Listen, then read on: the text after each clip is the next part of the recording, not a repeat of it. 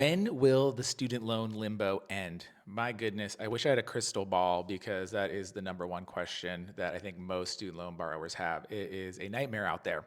So, we just did our recap of the three big changes this week, but I wanted to address your limbo question and what you should do if you're graduating soon. So, why are IBR, ICR, pay as you earn currently paused? Well, the Department of Education's excuse is because of the SAVE litigation.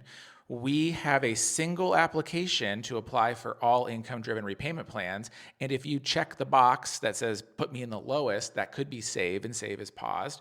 And you could check the box for save, and save is paused. And so by processing these applications, you violate the injunction, so we can't do it. And then if we mess up or it causes problems, it's just going to become a nightmare. That's their excuse.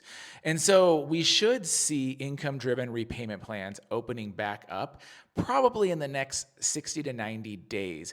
What the plan is, allegedly, is that they are going to create a single application for each plan, a single IBR application, a single pay as you earn, a single ICR application. That way, you can actually choose IBR, which is legally allowed by Congress, and get going on your student loans. But until that happens, they're not processing anything. So you're graduating soon, right? So you have a 6-month grace period after you graduate. I'm assuming you're going to graduate in May.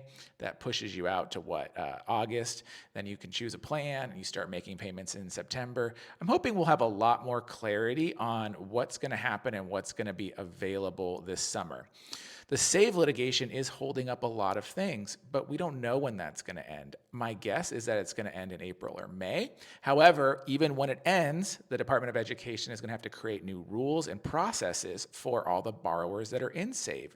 Like, what do you do? Do you automatically move them all to another repayment plan? Do you force them to choose? Like, there's going to have to be some rules making, and then they're also going to have to communicate to the loan servicers, like turning payments back on, when that's going to be. Are we going to do a grace period again? Like, there's a lot of nuance there, and it's all going to take time. And so that whole round of borrowers is probably not going to see anything till summer or fall as well. At the earliest, it could go to 2026.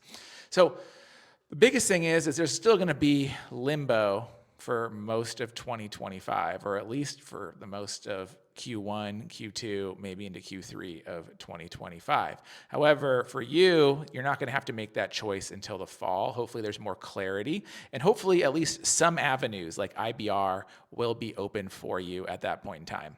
So hopefully that helps. A lot of limbo, a lot of moving parts, and it is confusing. If you want to know more, follow us on our newsletter, sign up for the Student Loan Watchdog. We're here. We'll send it to your inbox every week.